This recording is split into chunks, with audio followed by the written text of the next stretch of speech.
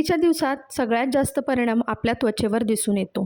हिवाळ्यामुळे आपली skin dry पडायला आणि त्वचा निस्तेज दिसायला सुरुवात होते. नमस्कार, मी रुपाली तुमचं पुन्हा एकदा खूप खूप स्वागत करते आजच्या एका नवीन ब्लॉगला. तर थंडीची सुरुवात सगळ्याच भागांमध्ये चालू झालेली आहे आणि आजकाल तर मुंबईमध्ये सुद्धा बरीचशी थंडी चालू झालेली आहे.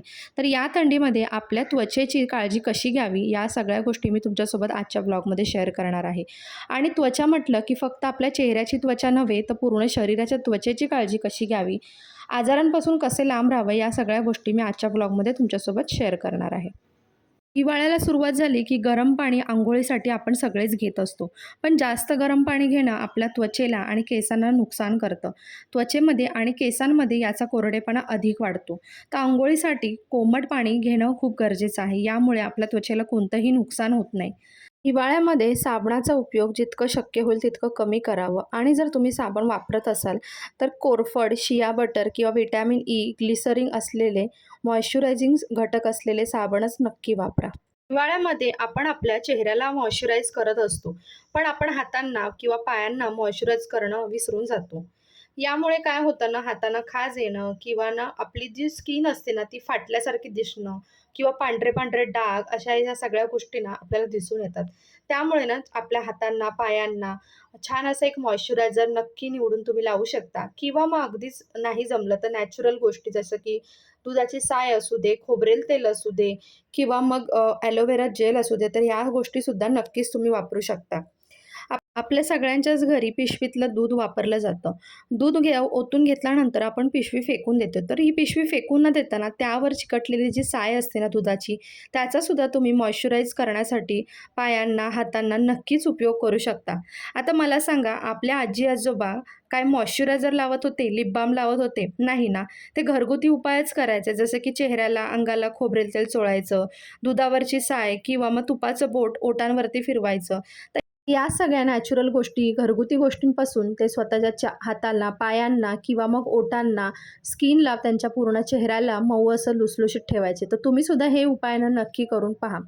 थंडीमध्ये ना बऱ्याचदा ना सगळ्यांनाच जे तळपाय असतो आपला, तर त्यांना भेगा पडण्याचा त्रास सहन करावा लागतो आणि हीच गोष्ट ना सामान्य आहे. पण ही गोष्ट सामान्य असली तरीसुद्धा खूप जास्त भेगांचं प्रमाण वाढलं, तर त्याचा ना जखम होऊन सुद्धा भयंकर त्रास सहन करावा लागतो. माझीसुद्धा ना स्किन जी आहे ती ड्राय आहे. त्यामुळे मला ना थंडीमध्ये ना पायांना, तळपायांना थोड्याशा भेगा म्हणू शकत नाही, पण स्किन जी आहे ती थोडी खरखरीत होते. त्यामुळे मी काय करते ना, मला जेव्हा शक्य होईल त्यावेळेला ना मी पायांमध्ये सॉक्स घालण्याचा प्रयत्न करते. अगदीच नाही जमलं तर रात्रीच्या वेळेत तर नक्कीच या गोष्टी करत असते. त्यासाठी तुम्हाला बाहेरची क्रीम नाही आणली, फूट क्रीम तरीसुद्धा चालेल. तुम्ही घरगुतीसुद्धा फीट क्रीम बनवू शकता. तर यासाठी काय करायची आहे, एका छोट्याशा बॉटलमध्ये ॲलोवेरा जेल घ्यायचं आहे. व्हॅसलीन सगळ्यांच्याच घरी असतं, तर ते थोड्या प्रमाणात घ्यायचं आहे. त्यानंतर खोबरेल तेलचा वापर करायचा. तर हे घरगुती खोबरेल तेल आहे. मी एका ब्लॉगमध्ये तुमच्यासोबत शेअरही केलं होतं. मी घरी बनवलं होतं. तर तेच घेतलेलं आहे आणि थोडंसं ग्लिसरीन घ्यायचं आणि हे सगळं साहित्य जे आहे ना, ते छान असं मिक्स करून घ्यायचं आहे. आणि यामधला ना सगळ्यात हायलाईट करणारा जो पार्ट आहे तो म्हणजे भीमसेन कापूरचा वापर करायचा. तर हा भीमसेन कापूर जो आहे तो छान असा पावडर फॉर्ममध्ये करून घ्यायचा आहे. त्यानंतर यामध्ये मिक्स करायचं आणि क्रीम जितकी शक्य होईल ना तितकं व्यवस्थित अशी मिक्स करून घ्यायची. तर तुम्ही हळूहळू बघू शकता ना, या सगळ्या साहित्यांचा ना क्रीम फॉर्ममध्ये ना कन्व्हर्ट होण्याची प्रोसेस जी आहे ती चालू होते आणि ते बघू शकता तुम्ही, छान अशी ना क्रीम रेडी झालेली आहे. तर ही छोटीशी क्रीम आहे ना, तुम्ही जिथे बेडवर झोपता किंवा जिथे तुम्ही अंथरूण टाकता त्या साईडला कुठेही ठेवून रात्रीच्या वेळेला ही जर पायांना लावलीत आणि सॉक्स घातलेत तर तुम्हाला नक्कीच फरक जाणवेल. किंवा अगदीच नाही जमलं ना, तर तुम्ही बाहेरून सुद्धा फूट क्रीम आणून लावू शकता.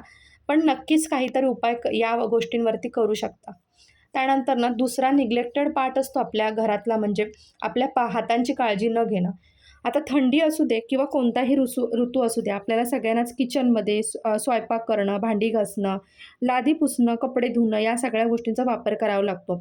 आणि यासाठी लिक्विड, डिटर्जंट जे काही आपण गोष्टी वापरतो ना, यामुळे ना आपल्या हातांना चिरा पडतात, ते खरखरीत दिसतात, रुक्ष दिसायला लागतात.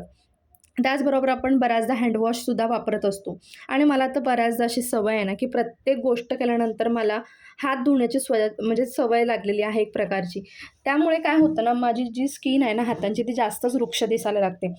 तर अशा वेळेला ना तुम्ही घरच्या घरी DIY करू शकता आणि तुमच्या हातानं ना सॉफ्ट बनवू शकता. तर प्रत्येक वेळेला आपल्याला हाताला क्रीम लावणं काही शक्य नाही. कारण थोड्या-थोड्या वेळाने परत काम करायचं असतं आणि क्रीम थोडीशी चिकट किंवा आपण म्हणूया की थोडीशी तेलकट असतेच आणि मग त्यामुळे ते थोडंसं आपल्याला चिडचिडेपणा वाटतो.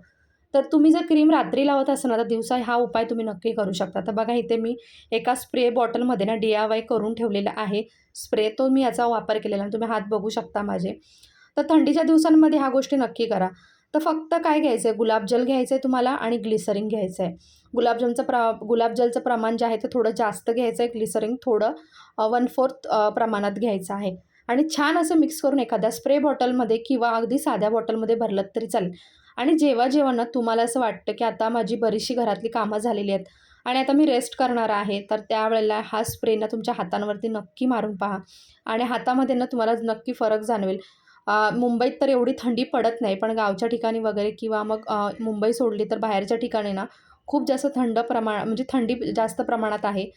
त्यावेळेला असा स्प्रे जो आहे ना तुम्हाला नक्कीच उपयोगी ठरेल. तर बघा करून बघा आणि मला नक्कीच कॉमेंट सेक्शनमध्ये सांगा कसं वाटलं सुद्धा. तर बघू शकता तुम्ही मी हातावर स्प्रे करून घेतलेला आहे.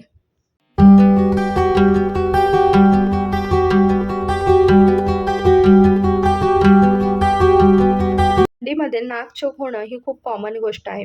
तर इकडे ना मी काय करते थंडीच्या दिवसांमध्ये ना म्हणजे बाकीच्या दिवसांमध्ये सुद्धा करते, पण थंडीच्या दिवसांमध्ये न चुकता आपण मच्छरचं लिक्विड जे लावतो ना, ते मी काढून ठेवते. त्या लिक्विडमुळे काय होतं रात्रभर जर चालू झालं, तर आपलं नाक ना जास्त चोक होण्याची शक्यता असते.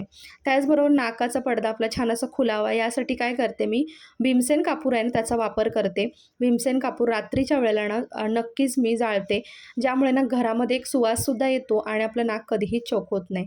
किंवा अगदीच काही नाही जमलं ना, तर जुने लोकं जसे करायचे, की नाकात खोबरेल तेलाचे 2-3 थेंब सोडायचे, तर तसं सोडून तुम्ही झोपू शकता. यामुळे सुद्धा बराचसा फायदा होतो.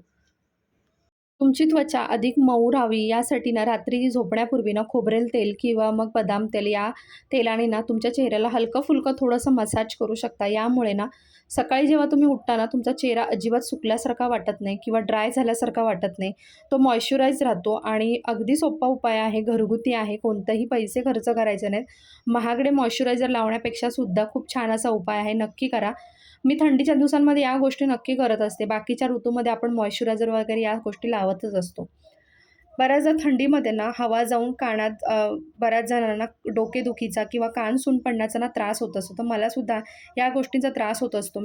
कानामध्ये हवा जाऊ नये यासाठी मी काय करते, कानामध्ये दोन्ही कानामध्ये ना थोडा-थोडा कापसाचा तुकडा टाकते आणि अगदीच नाही जास्त त्रास होत असेल मला, तर नक्कीच मी ना दुपट्टा वगैरे माझा असेल किंवा स्टोल असेल, तर तो कानांना बांधते आणि अजिबात या गोष्टीसाठी तुम्हीसुद्धा लाजू नका. कारण डोकेदुखी झाली तर त्याचा त्रास आपल्यालाच होतो. त्यानंतर बऱ्याच जणांना ना थंडीच्या दिवसामध्ये अंगाला खाज येणं वगैरे ह्या गोष्टी होत असतात. ॲलर्जी वगैरे टाइप्स. तर या अशा वेळेला काय करायचं ना, नैसर्गिक म्हणजे कडुनिंबाच्या पाल्याची अंघोळ करायची. ज्यामुळे जे काही अंगाला खाज वगैरे येत असेल, तर ती नक्कीच निघून जाईल. पण अजिबात स्क्रबिंग वगैरे करायचं नाही. शक्य असल्यास ना बेसन, तांदूळ किंवा ओट्स या पिठांचा वापर करून तुम्ही अंगाला साबणाच्या ऐवजी या गोष्टी नक्कीच वापरू शकता. ऋतूप्रमाणे स्किन केअर बदलणं सुद्धा गरजेचं आहे. थंडीच्या दिवसांमध्ये कोणतं स्क्रब किंवा कोणता मास्क लावावा, कोणता फेस पॅक लावा या सगळ्या गोष्टींचं सुद्धा ज्ञान असणं गरजेचं आहे. चुकीच्या गोष्टी केल्यामुळे ना त्याचा त्रास आपल्याला नक्कीच होतो. तर या गोष्टी नक्कीच ट्राय करा. त्याचबरोबर हायड्रेट राहणं सुद्धा महत्त्वाचं आहे. पौष्टिक अन्न घेणं महत्त्वाचं आहे. तर अशा प्रकारे ना घरगुती उपाय करून तुम्ही तुमची स्वतःची काळजी, अगदी पूर्ण शरीराची काळजी घेऊ शकता, अगदी घरच्या घरी. त्याचबरोबर तुमच्या फॅमिलीची सुद्धा घेऊ शकता. आय होप तुम्हाला आजचा व्हिडिओ आवडला असेल. हिवाळ्यात स्वतःची काळजी कशी घ्यावी अगदी घरच्या घरी आणि तेही कमी खर्चात. तर मला नक्की सांगा आणि आवडल्यास लाईक, सबस्क्राईब, शेअरसुद्धा करा.